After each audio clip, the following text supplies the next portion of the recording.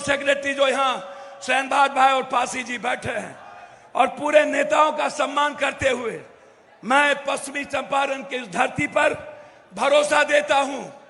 कांग्रेस गांधी ने आजादी की लड़ाई शुरुआत की, प्रियंका गांधी आर्थिक आजादी की लड़ाई की शुरुआत इस धरती से करेगी और कांग्रेस की सरकार आई तो चीनी मिल बनेगा, ये मैं आपको वादा करता हूं। हर परिस्थिति में यह धरती पर बनेगा। इन्हीं शब्दों के साथ पुनः एक बार अभिवादन करते हुए आप सबको नवरात्रा की ढेर सारी शुभकामनाएं, मां दुर्गा की ढेर सारी शुभकामनाएं, बहुत बहुत मुबारकबाद। जय भीम, नमो बुद्धाय। आप सबको प्रणाम करते हैं, पैर छूके। ठीक बानी ना राहुल? हाल चाल बात ठीक ना? हम गोर लगता नहीं, प्रणाम करे छी। बहुत बहुत धन्यवाद।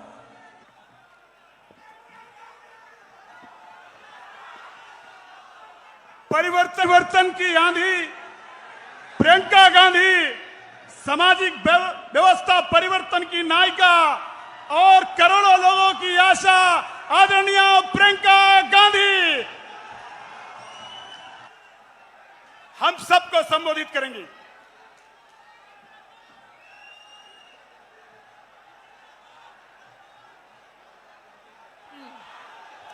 श्री राजेश राम जी, श्री शकील अहमद खान जी,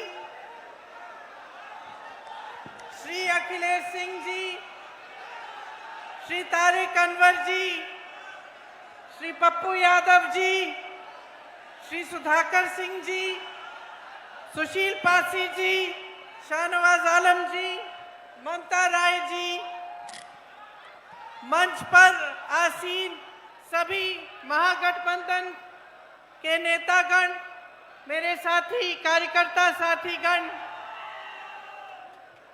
और बिहार के मेरे भाइयों और बहनों, आप सबको इस सभा में बहुत बहुत स्वागत।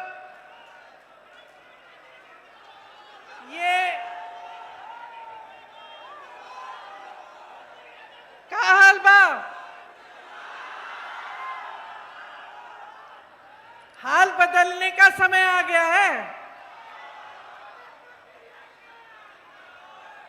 अब बहुत संघर्ष कर लिया है आपने, अब बदलाव का समय आ गया है।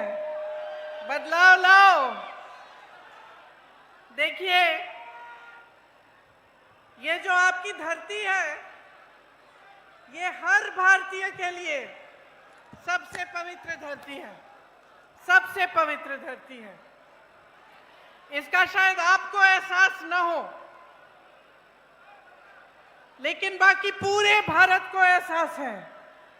सब जानते हैं कि चंपारण क्या है। आप यहां रहते हैं, आपका अपना स्वाभिमान होना चाहिए, एक आत्मविश्वास होना चाहिए कि यही धरती है जहां से महात्मा गांधी ने इस देश की स्वतंत्रता का संग्राम शुरू किया।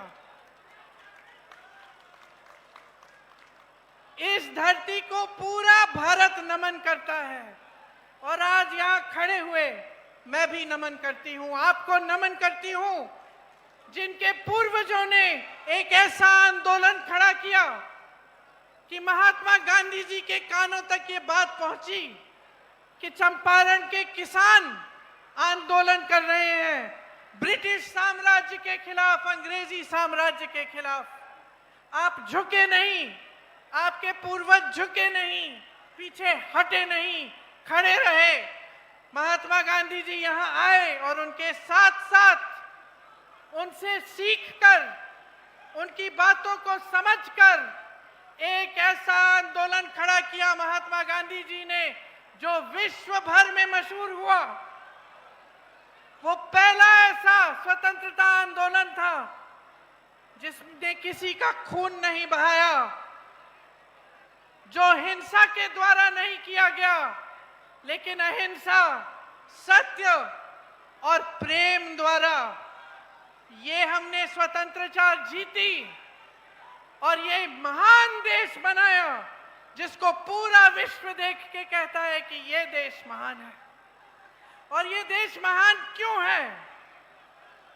इसके लिए बहुत सारी अलग अलग वजह है, लेकिन मुख्य वजह यह है कि इस देश की स्वतंत्रता से लेकर अब तक इस देश के एक एक वासी को, चाहे वो दलित हो, चाहे वो अति पिछड़ा हो, चाहे वो महिला हो, चाहे वो गरीब हो, चाहे वो अमीर हो, चाहे वो प्रधानमंत्री हो, चाहे सड़क पे कुछ बेचता हो, चाहे वो मोची हो, चाहे वो माली हो, सबको एक अधिकार मिला और वो अधिकार था अपनी सरकार को चुनने का अधिकार, अपने वोट का अधिकार।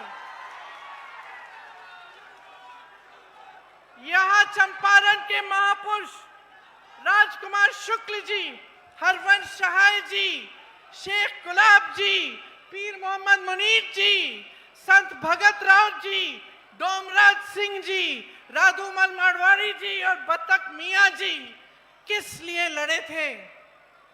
किस लिए लड़े थे? सत्ता में आने के लिए लड़े थे।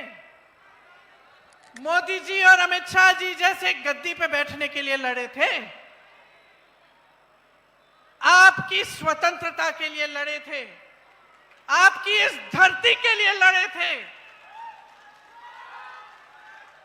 आपके उस महान संविधान को बनाने के लिए लड़े थे, जिससे आपको वोट मिला, जिससे आपको अधिकार मिले, शिक्षा के जो अधिकार मिलते हैं आपको, जो रोजगार के अधिकार मिलते हैं, विकास का जो अधिकार है, वो सब आपको ये संविधान देता है। और इस संविधान के लिए ये लोग लड़े, मरे, शहीद हुए, इनका खून इस जमीन में मिला। इसीलिए आज जब हम इस मंच पे खड़े होते हैं और जब आप यहां आते हैं हमारी बातों को सुनने के लिए, आपको पूरा एहसास होना चाहिए कि चंपारण ने इस देश को क्या दिया है, कि इस देश की स्वतंत्रता कितनी महत्वपूर्ण है, इस देश का संविधान कितनी बड़ी चीज है जिसे हमें हिफाजत से रखना पड़ेगा, जिसकी सुरक्षा हम सबके हाथों में है। देखिए, इतनी बड़ी लड़ाई लड़ी गई, ये आपके अधिकारों की लड़ाई थी। और उसके बाद ये लोग कहते हैं ना, भाजपा के नेता, कि 70 सालों में क्या हुआ। कहते हैं ना कि कांग्रेस ने 70 सालों में क्या किया, इन अधिकारों को मजबूत बनाया। मैं जवाब देती हूं कि कांग्रेस ने इन अधिकारों को मजबूत बनाया, आपके वोट को मजबूत किया, आपकी शक्ति को मजबूत किया, बड़े बड़े उद्योग बनाए, शिक्षा के संस्थान बनाए। जब कांग्रेस का राज था बिहार में तो कितने बड़े बड़े संस्थान बने, कितने बड़े बांध बने, कितनी सड़कें बनी। ये समाज एक शिक्षित समाज था। आईएएस, आईएफएस में यहां से सब लोग जाते थे। आज क्या परिस्थितियां हैं? आज परिस्थितियां ये हैं कि यहां रोजगार नहीं मिलता। भाइयों और बहनों, मैं देश भर में घूमती हूं। हिमाचल प्रदेश में मेरा घर बन रहा था, मजदूर कहां के थे? मजदूर कहां के थे बताओ? दिल्ली में जितनी भी इमारतें बनती हैं, मजदूर कहां के हैं? साउथ में मैं केरल से आई हूं। केरल में मैं सड़क पे चल रही थी, मैं रुकी, मैंने कहा तुम खोद रहे हो? कोई आदमी एक मजदूर खोद रहा था सड़क को। मैंने कहा भाई कहां के हो? कहां का था बताओ? सारी की सारी जनता पलायन करके बाहर जा रही है। यहां एक रोजगार नहीं छोड़ा, एक रोजगार नहीं छोड़ा आपके लिए। अभी मैं महिलाओं से मिलके आई हूं, बताती है कि सब तो पलायन करके चले गए, हम यहां अकेले संभाल रहे हैं अपने घरों को, हम कमाते भी नहीं हैं। आशा वाली महिलाएं थी, आंगनवाड़ी की महिलाएं थी, जीविका की महिलाएं थी, कहती हैं दीदी हम कमा ही नहीं सकते, हम 8 से 10 घंटे काम करते हैं। कोई रात को फोन आया कि डिलीवरी है, हमें जाना पड़ता है। कोविड कोरोना के समय हमने सारा काम किया, अपनी जान को हथेली में रख के काम किया, लेकिन हमारी कोई सुनवाई नहीं है, हमारा कोई सम्मान नहीं है, हमारा कोई अधिकार नहीं है आज के बिहार में। तो मैं आपसे पूछना चाहती हूं कि आज का बिहार, यहां पे किसका राज है 20 सालों से? बताइए, किसका राज है? वोट चोरों का। मैं तो कहने वाली थी भाजपा नीतीश जी का है, आप कह रहे हैं वोट चोरों का है। आपने मामला पकड़ लिया। मामले की निचोड़ समझ गए हैं आप। देखिए पहले, अब आप समझिए इसमें आपका दोष क्या है। आपसे भी शिकायत है। ये ऐसे 20 सालों से राज नहीं किया इन्होंने। देखिए, शुरू में जब चुनाव लड़ने के लिए आते थे भाजपा के नेता, ये सब, तो क्या कहते थे? धर्म की बात करते थे कि नहीं? धर्म की बात करते थे। धर्म के आधार पर लोगों को बांटो, धर्म के आधार पे हमें वोट मिल जाएगा। मैं घूमती थी गांव में, लोग बताते थे कि दीदी देखो, धर्म के नाम पे तो हम वोट डाल देंगे। अब हमारे पास नल का नहीं है, पानी नहीं है, बिजली नहीं है, सड़क नहीं है, कोई बात नहीं, हम धर्म के नाम पे मारेंगे, वोट डालेंगे। क्योंकि भाजपा वाले आए हमारे घर, हमसे शपथ खिलवा लिया भगवान के नाम से। ये स्थिति थी। अब ये स्थिति चली एक आध चुनाव के लिए। पिछले चुनाव में इनको पता चला कि अब चल नहीं रहा है, कि हम जब धर्म की बातों पर लोगों को बांटने की कोशिश कर रहे हैं, वोट खींचने की कोशिश कर रहे हैं, तो लोग जवाब दे रहे हैं कि भाई हमारे नलके लगवाओ, हमें रोजगार दो, हमें शिक्षा दो, संस्थान बनाओ शिक्षा के, उद्योग लगाओ यहां, तब वोट मिलेगा। तो पहले जो धर्म की बात चलती थी वो नहीं चली। उसके बाद और नई नई बातें निकाली उन्होंने। कभी घुसपैठियों की बात करते हैं, कभी आतंकवाद की बात करते हैं, कभी कोई और बात उठा, कभी जाति की बात करते हैं, कुछ ना कुछ उठा लेते हैं चुनाव के समय। अब जब सब चलना बंद हो गया, क्योंकि काम तो कुछ किया नहीं, बड़े बड़े भाषण दिए, मोदी जी आए, पप्पू जी ने कहा मोतीहारी का चीनी का मिल खुलेगा, मैं चाय पीऊंगा। अरे 11 साल बीत गए, एक कप चाय पी भी नहीं और पिलाने भी नहीं दी किसी को, है कि नहीं?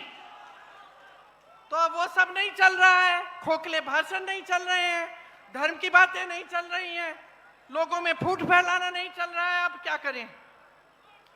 वोट चोरी करते हैं, और उसके लिए इतना बड़ा इंतजाम बना रखा है। राहुल भैया जब भी मंच पे चढ़ते हैं वो बताते हैं कि कितना बड़ा इंतजाम किया, SIR, वोट चोरी, सब कुछ, ताकि ये सत्ता में रहे। एक ही मकसद है, हमें किसी ना किसी तरह सत्ता में रहना है, बस, और कोई मकसद है ही नहीं। और शिकायत आपसे ये है कि जब ये पूरा सिलसिला चल रहा था और आप धर्म के आधार पर, इस आधार पर, उस आधार पर अपना वोट दे रहे थे, तो आपने आदत बिगाड़ दी, नेता की आदत एकदम बिगाड़ दी। समझ रहे हैं आप? अब आज मैं नेता हूं, अगर मुझे मालूम होता कि भाई मुझे काम करने की जरूरत नहीं है, मुझे कोई उद्योग नहीं लगाना, मुझे कोई नौकरी नहीं दिलवानी, कोई रोजगार नहीं दिलवाना, कुछ करने की जरूरत नहीं है, मैं चुनाव के समय धर्म का नाम लूंगी, मुझे वोट मिल जाएंगे, तो क्या मैं काम करती? अरे बच्चा नहीं करता है, घर में बच्चा होता है, उसको कहते हो बेटा ये कर लो। अगर उसको पता चल गया कि बगैर कुछ किए कुछ इनाम मिलने वाला है तो नहीं करेगा। अगर आप अपने बच्चों को, बेटों को घर पे बिठाओगे, खाना खिलाओगे, उनकी देखभाल करोगे, और उनको कभी बड़े हो गए उनको रोजगार नहीं करना, तो नहीं करेगा, बैठा रहेगा घर पे। उसके मन में ये बात थोड़ी आएगी कि मुझे भी अपने माता पिता के लिए कुछ करना है। उसकी तो ऐशो आराम। और यही आपने नेताओं के साथ कर दिया, भाजपा के नेताओं के साथ। चुनाव आया, धर्म की बात, आपने वोट डाला, चलो 5 साल आराम, हम क्या करेंगे, चलो अडानी को सारी जमीन दे देते हैं 1 रुपए के दाम पे, चलो अंबानी को सारे जितने भी वो तेल निकालने के वो जो खदान वदान होते हैं वो दे देते हैं। देखिए, इस देश के आप आंखें मूंद के बैठ गए, आपने धर्म के आधार पर अपना वोट दे दिया, और इन्होंने क्या किया, इस देश को बेच डाला, इस देश को अपने बड़े बड़े दोस्तों को दे दिया। वो संपत्ति आपकी थी, वो महात्मा गांधी जी की शहादत, आपकी स्वतंत्रता, आपकी संपत्ति को बनाने के लिए थी, और सारी संपत्ति अपने दोस्तों को दे दी। हाँ, अडानी और अंबानी को। देश के खदान, देश के हवाई अड्डे, देश के बड़े बड़े उद्योग, आप नाम लीजिए, या तो अडानी का या अंबानी का है।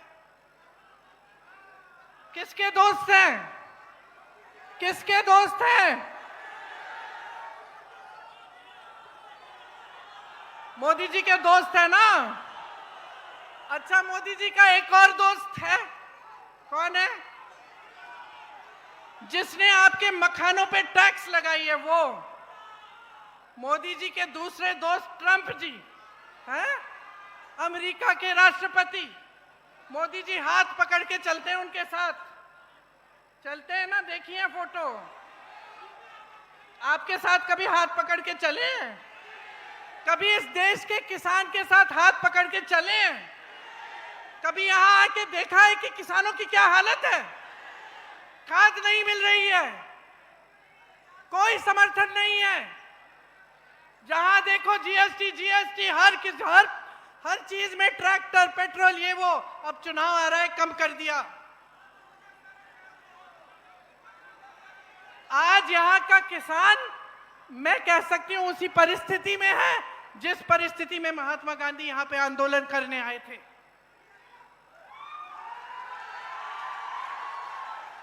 कोई सुनवाई नहीं है आपकी इस सरकार में। और अब देखना बहनों, देखना, अब चुनाव के लिए 1 महीना तकरीबन बचा है ना, थोड़ा कम, उससे 1-2 हफ्ते बचे हैं। अब देखना कैसे ऐलान होंगे। एक तो हो गया, कहते सब महिलाओं को 10,000 रुपए देंगे। क्या हर महीने देंगे? आज क्यों जागे हैं? 20 सालों से इनकी सत्ता थी, इनकी सरकार थी, तब तो नहीं बोला कि 10,000 रुपए देंगे महिलाओं को। आज क्यों दे रहे हैं? आपके वोट के लिए, आपके वोट के लिए दे रहे हैं। चुनाव को खत्म होने दीजिए, ये भी बंद हो जाएगा। मेरी बहनें हंस रही हो। सुनो, हम महिलाओं से समझदार कोई नहीं होता, मैं बता देती हूं।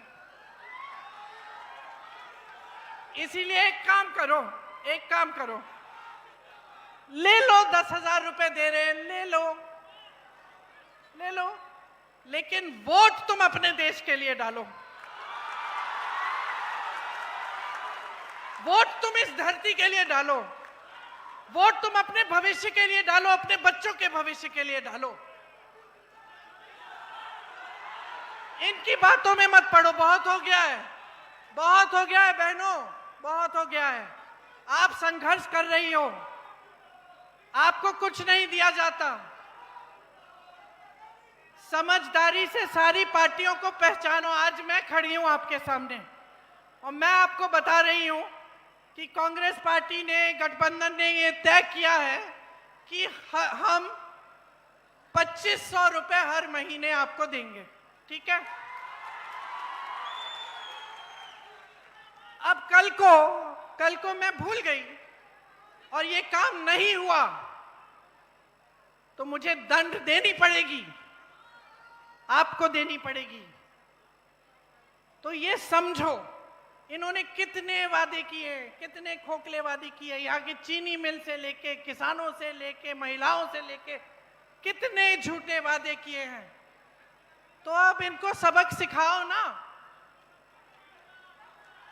आपको पहचान होनी चाहिए, पहचान होनी चाहिए कि किसकी नीयत क्या है। देखिए, मेरा भाई है इसलिए नहीं कह रही हूं मैं, लेकिन राहुल गांधी एक असली देशभक्त है, एक असली देशभक्त ही इस देश को एक करने के लिए, जोड़ने के लिए 4000 किलोमीटर चल सकता है। एक असली देशभक्त ही, एक असली देशभक्त ही आपके पास आकर आपकी समस्याओं को समझना चाहता है। चाहे वो किसी बढ़ाई के दुकान में हो, चाहे किसी मोची के पास हो, चाहे किसानों के साथ खेती में हो, क्यों जाता है? समझने के लिए कि मैं कैसे मदद कर सकता हूं, सरकार कौन सी स्कीम ला सकती है जब हमारी सरकार होगी जिससे आपका उत्थान हो सके। उसको असली देशभक्त कहते हैं, जो इस देश के लिए मरने के लिए तैयार हो। असली देशभक्त, असली देशभक्त, सुनिए, असली देशभक्त चोरी से सत्ता में नहीं आते। असली देशभक्त आपको झूठे वादे नहीं बोलते। असली देशभक्त सिर्फ वोटों के लिए जनता से संपर्क नहीं रखते, लगातार जनता से संपर्क रखते हैं। तो नियत समझिए, राहुल जी सामाजिक न्याय के लिए लड़ रहे हैं, लड़ रहे हैं। जो अति पिछड़ा वर्ग है उसके लिए लड़ रहे हैं, पिछड़े वर्ग के लिए लड़ रहे हैं, दलितों के लिए लड़ रहे हैं, महिलाओं के लिए लड़ रहे हैं। क्यों लड़ रहे हैं? क्योंकि वो समझते हैं कि जितने भी बलिदान दिए गए, चाहे महात्मा गांधी जी का हो, चाहे हमारे परिवार के पूर्वजों के हो, चाहे आपके पूर्वजों के हो, वो सब इसीलिए ही दिए गए थे, इस न्याय के लिए कि सबको न्याय मिलना चाहिए। इसीलिए जो कांग्रेस पार्टी आपके लिए इस चुनाव में काम करना चाहती है, चुनाव के बाद अगर सरकार में आती है, उनको समझना बहुत जरूरी है। बड़ी बड़ी बातें करना आसान है भाई और बहनों, लेकिन असली काम करना आसान नहीं है। और कांग्रेस पार्टी ने आपको ये काम करके दिखाया है। आपको मालूम है कितने बांध, कितने पुल बने थे यहाँ कांग्रेस के जमाने में, और पिछले 3 सालों में आप बता सकते हैं कि बिहार में कितने पुल ढह गए?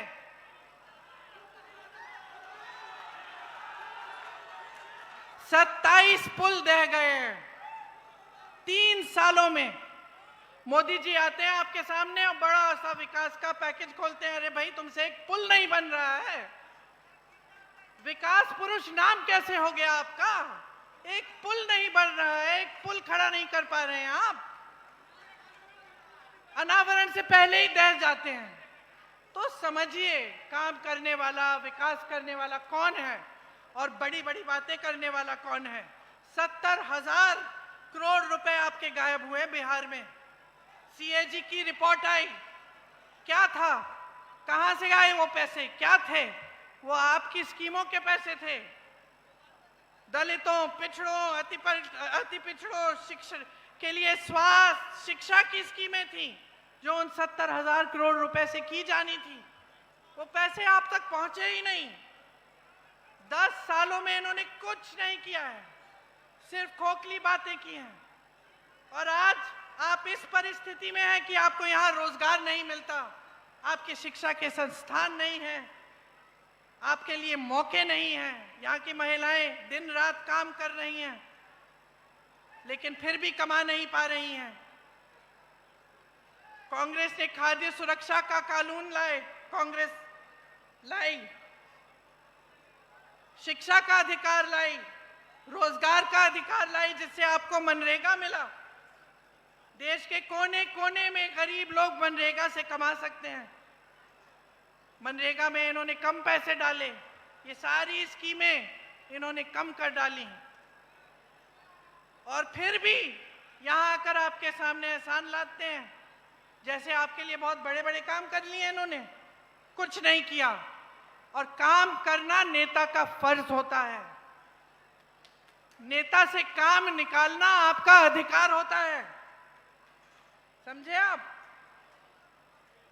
मुफ्त में मत बनाओ नेता। आज जितनी बेरोजगारी बिहार में है कभी नहीं हुई इतनी। सबसे ज्यादा बेरोजगारी यहां है। यहां से सबसे नौजवान जनता यहीं की है, और फिर भी आप अपने बच्चों का भविष्य यहां बिहार में नहीं बना सकते।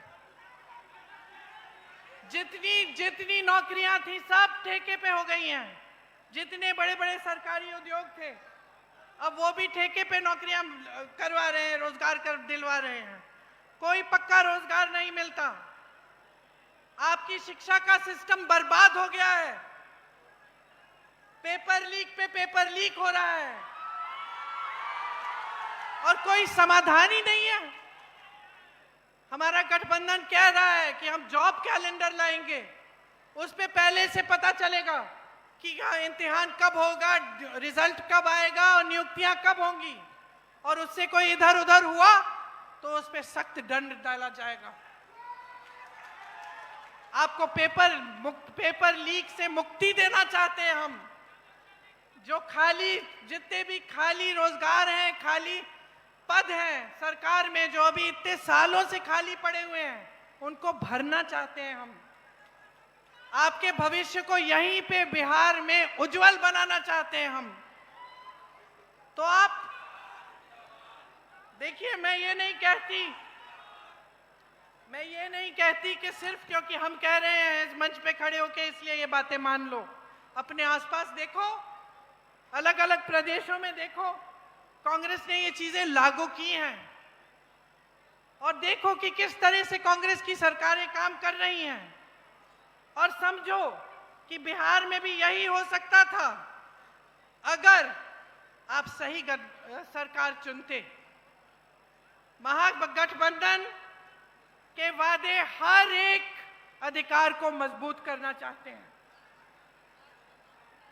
कमाई का अधिकार, गरीब परिवारों को उद्योग के लिए 2 लाख तक की सहायता देना चाहते हैं हम। हमारे हाथ मजबूत करो। विधवा, दिव्यांगजन, वृद्ध पेंशन 1500 रुपए प्रति माह और हर वर्ष 200 रुपए की बढ़ोतरी इसमें।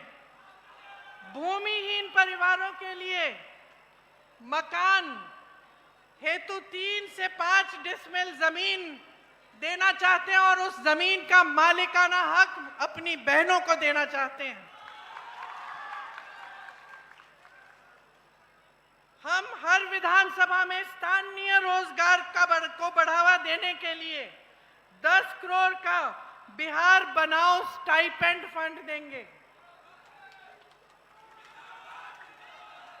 हम न्यूनतम समर्थन मूल्य की गारंटी देते हैं और एपीएमसी के तहत मंडियों की व्यवस्था लागू करेंगे। लाखों सरकारी पदों पर नियुक्तियां बिहार वासियों को नियुक्तियां हैं, उनमें बिहार वासियों के लिए हम विशेष आरक्षण रखेंगे। मनरेगा में 300 रुपए प्रतिदिन मजदूरी और काम के दिन 2 गुने मजदूरी।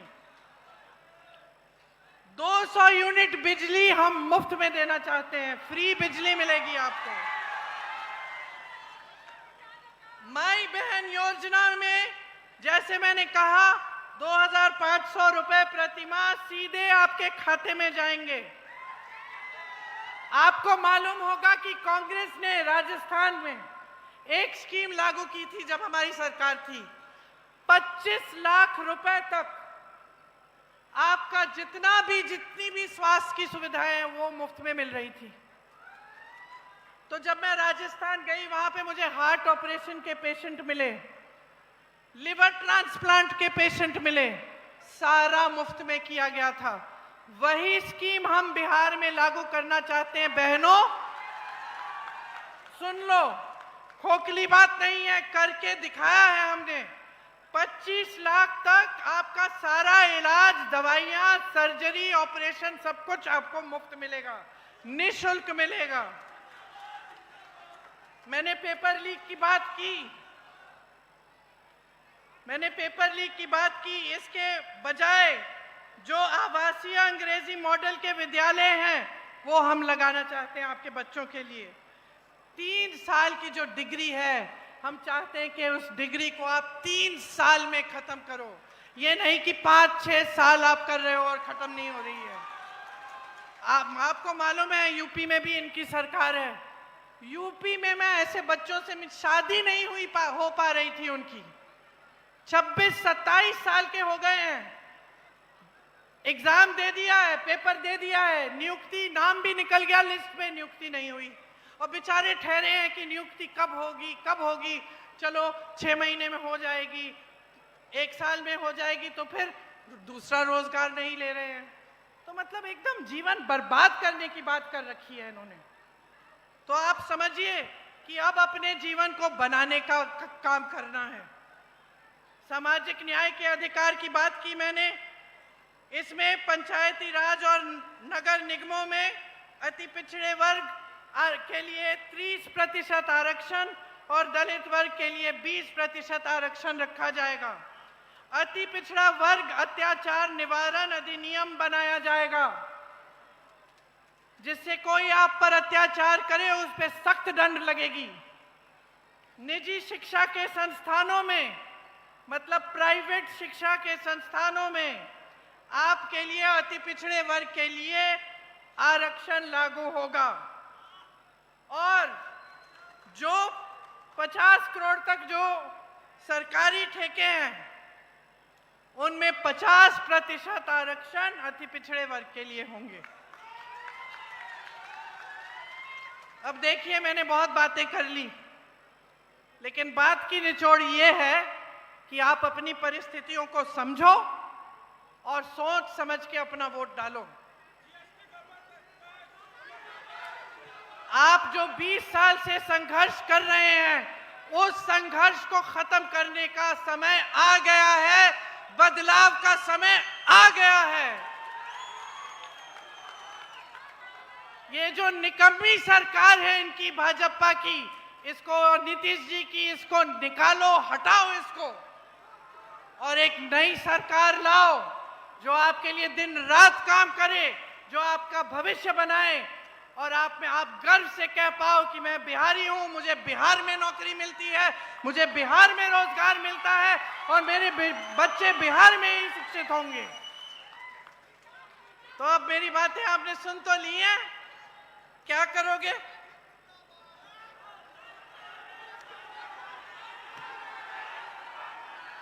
किसको जिताओगे? गठबंधन को जिताओगे? हमारे गठबंधन को जिताओगे? इसमें आपकी ही जीत होगी, आपका ही भविष्य बनेगा। आप सबको बहुत बहुत धन्यवाद। आपने इतनी गर्मी में इतने समय से इंतजार किया, मैं आपकी बहुत बहुत आभारी हूं। जय हिंद।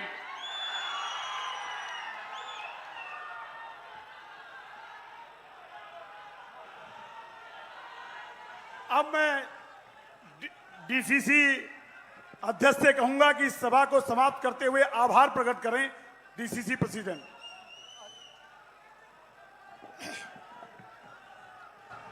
मैं इस चंपारण की धरती पर, महात्मा गांधी बापू की धरती पर, अपने जन जन के प्रिय नेता प्रियंका गांधी जी को बहुत बहुत कोटि कोटि धन्यवाद दे रहा हूं। उनका कृतज्ञता प्रदान करता हूं ताकि उन्होंने बिहार में पहला कार्यक्रम इस चंपारण की धरती पर देने का काम किया और इस चंपारण की धरती से इस चुनावी शंखनाद को उन्होंने बिगुल के रूप में घर घर अधिकार रैली की घोषणा की।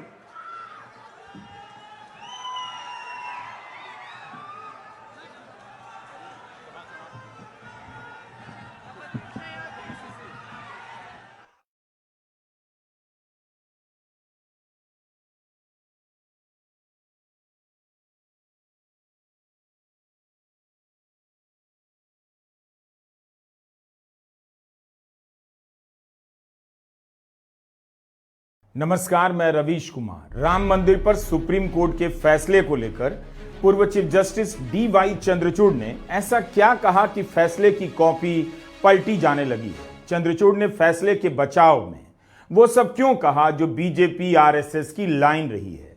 इतिहास में हुई गलती का हिसाब होगा, यह तो सियासी लाइन है। मंदिर के ढांचे को तोड़कर मस्जिद बनाई गई तो मस्जिद का तोड़ा जाना सही है, यह लाइन तो कोर्ट भी नहीं मानती। यही नहीं, सुप्रीम कोर्ट के फैसले में मंदिर तोड़कर मस्जिद बनाने की बात ही नहीं है, कोई सबूत ही नहीं मिला है। What about The judgment itself points out. What about the fundamental act of desecration, the very erection of the mosque? We forget all that happened? उनके इस बयान के बाद फिर से चर्चा चल पड़ी है कि फैसला राजनीतिक मान्यताओं के आधार पर दिया गया या तथ्यों के आधार पर। आज के वीडियो में हम इस पर बात करेंगे कि क्यों चंद्रचूड़ के इंटरव्यू के बाद उनकी महत्वाकांक्षा को लेकर आरोप प्रत्यारोप शुरू हो गए हैं।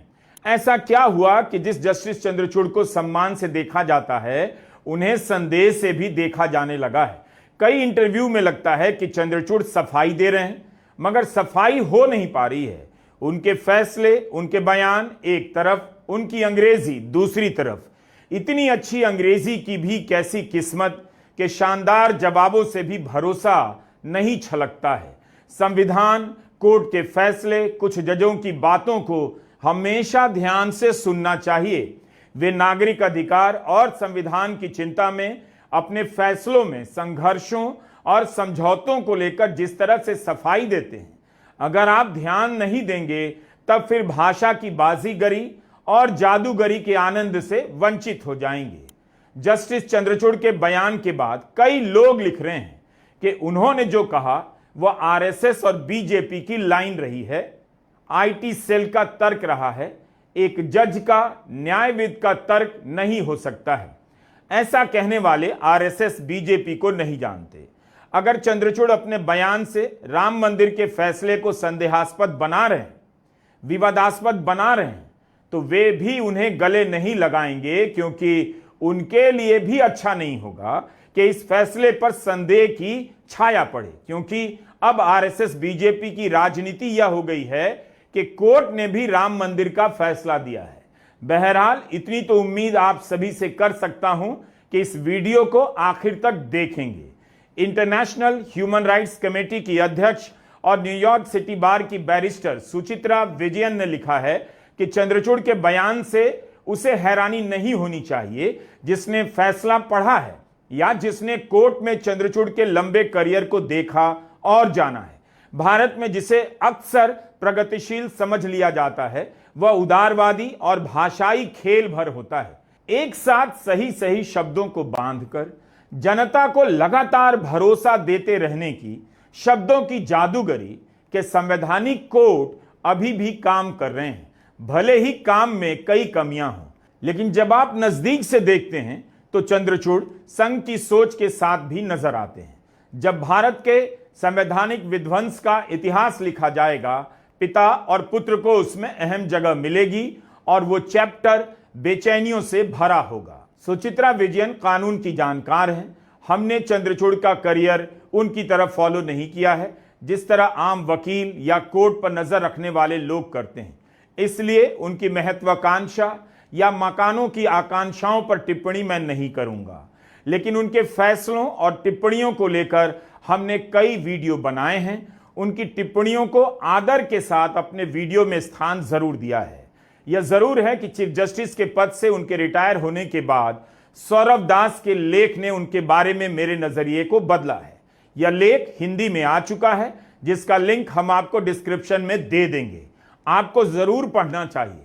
इसका शीर्षक है आदर्श और यथार्थ, डी.वाई. चंद्रचूड़ की न्यायिक कलाबाजियां।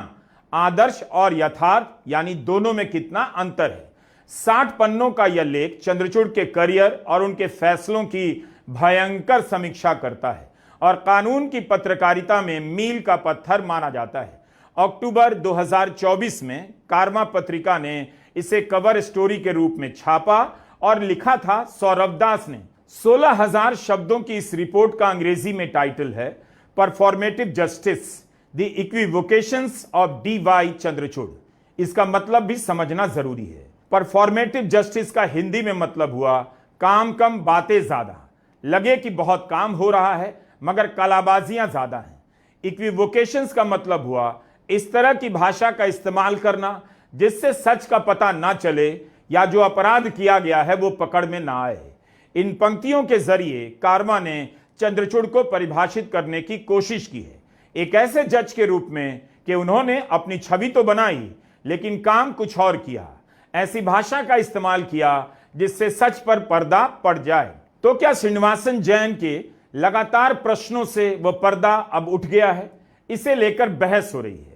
चंद्रचूड़ इन दिनों काफी इंटरव्यू दे रहे हैं क्योंकि उनकी कोई किताब आने वाली है, लेकिन उन्हें अंदाजा नहीं होगा कि उनके परफॉर्मेटिव यानी छवि बनाए रखने के पहलू पर किसी पत्रकार की नजर है।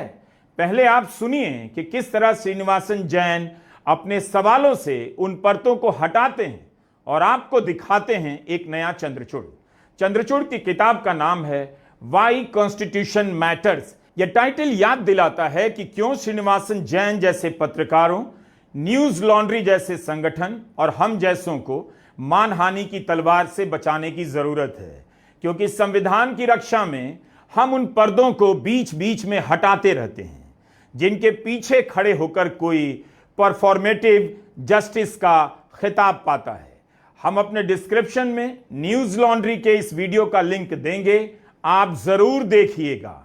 So hold on. Yeah. No. So that's an interesting point because the argument there is that the idea that the inner courtyard was contested was a result of also the Hindus committing illegal acts like desecration and asserting their rights and creating disturbances. The fact that the Muslims didn't do that in the outer courtyard, they didn't contest it, then becomes almost a grounds to punish them. That the fact that you didn't put up a fuss, you didn't put up a fight, while the Hindus did,